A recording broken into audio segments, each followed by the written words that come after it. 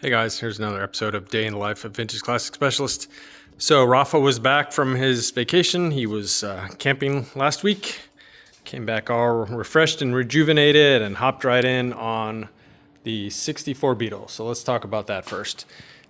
Spent quite a bit of time just adding parts to the car. Basically, we're building the car up now. So he added the front hood seal, as you can see. He pretty much restored, cleaned up the windshield wiper squirter tank, took the original label on it, managed to clean it up and reinstall it. It was kind of peeling off and all crappy looking. Looks great now. Cleaned up the original really nice condition glove box. Let's see, what else? Put on the antenna. Just pretty much adding lots of things to the car. Added the trim. The doors obviously aren't in the car, so he added the front and rear quarter panel pieces of trim. In addition to the glove box itself, the door went on and is working nicely with its spring. The springs on these aren't working well. They're kind of a bitch to get open. But yeah, this one's going to pop open nicely like it should. Striker plates, restored those and put them on. Let's see, around the back of the car, put on the deck lid seal you see there. Engine to body seal you see running around there. And then the firewall sound deadening mat kit, put that in.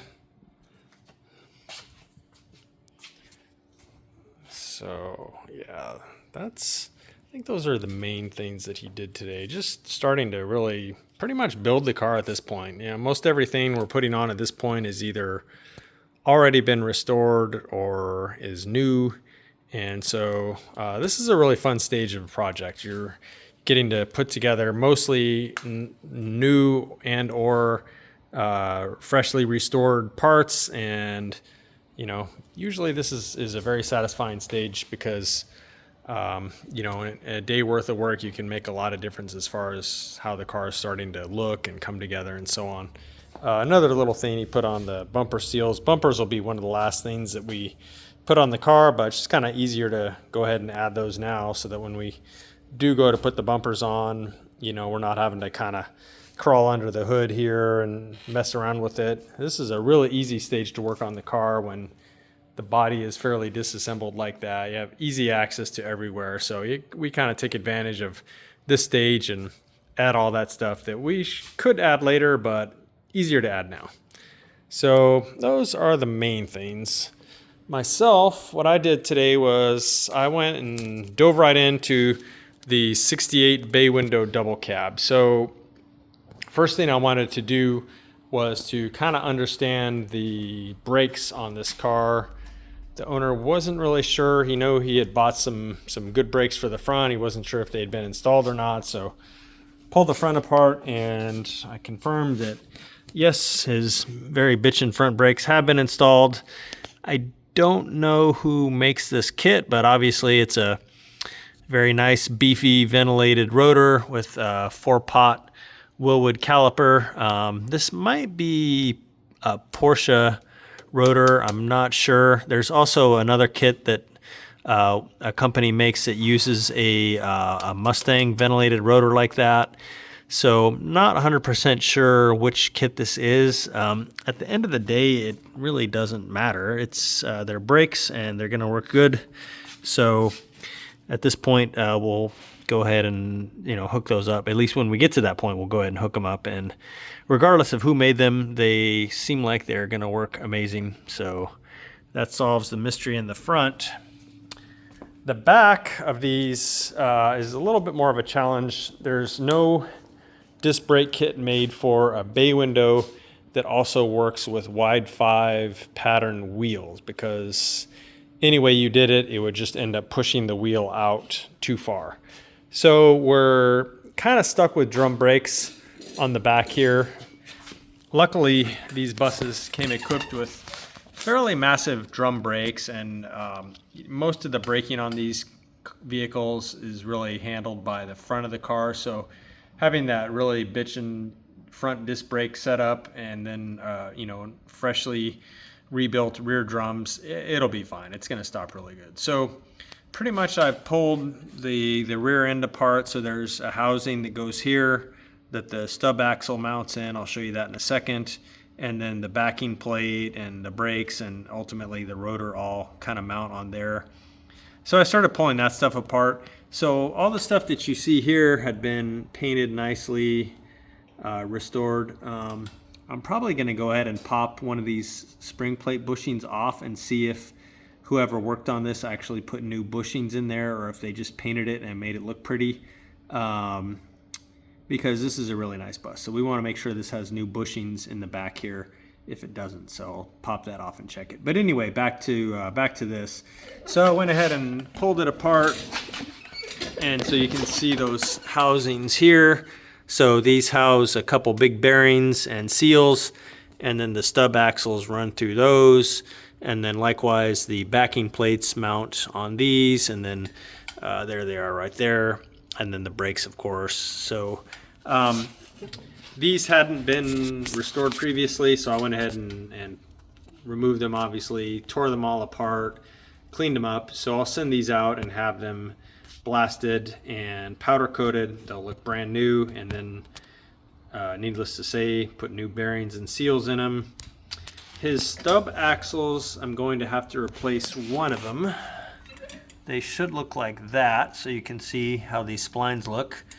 But the other one, the splines look like that. So you can see how kind of chewed up and thin those are compared to that.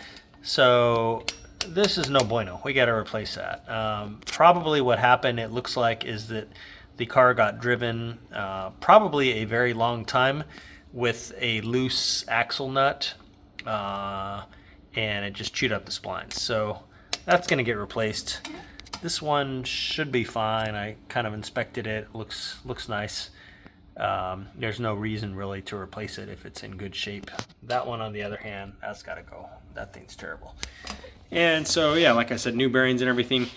I'm also going to replace his backing plates because they're not nice enough for this bus.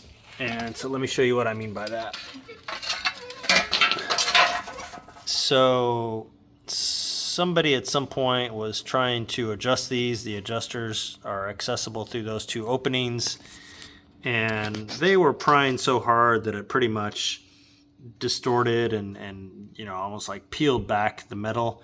Those are supposed to be circular openings there, so that's ugly, and I don't want to put these on this bus. Luckily, nice reproductions of these are made and are relatively inexpensive. The hole is supposed to look more like that, although that one is also a little bit chewed up, but you can see this one is also kind of elongated. So yeah, those are ugly. They're not going on here. And then I mentioned before, the bus, when it came in, it had, I believe it's late bay window pattern drums. So those are 5 by 112, I believe. And so I'll be replacing those with the wide 5 type drums, and then again new backing plates, and then new shoes, new pretty much everything. Get everything powder coated, zinc plated, etc., and it's all going to look incredible. Started blasting some of the brake levers and stuff like that we'll send out and have zinc plated. And what else? Some of the other little parts have some of this stuff zinc plated. Some of this is kind of chewed up, so we'll dig into our stock and dig out some nicer ones, because again, this is going to be a really nice bus, so even places that don't show, we want them to look nice. So let's talk about this for a minute. You guys recognize this car, for those of you that have been following the channel for a while. So this is the very beautiful Prairie Beige Beetle that we just finished up recently. Owner's been driving it a lot, getting a lot of enjoyment out of it. It came in for us to take care of a couple small issues with it. We haven't looked at it yet. It just came in kind of late today. One of them is that his latch, here, if you're able to see this, the latch for the vent window, which should be right there, should look like that, pretty much just popped off. So come on, Wolfsburg West, do better. you know, it happens. But yeah, so we bought another latch, and we can actually replace the lever and stuff on there without pulling the whole window apart. So thank goodness for that. So it came in for that. And then his generator light is on. I don't know why. The generator was charging appropriately when the car left the shop. So I don't know if his voltage regulator died. It was a voltage regulator that he provided, which I believe was a new old stock. So who knows? We'll check it out, see what's going on with that. Another small issue we haven't looked at yet is this door handle is not working as far as actually unlatching the door. So not totally sure what's going on there, but yeah, we'll check it out. So just some minor things like that the car came in for.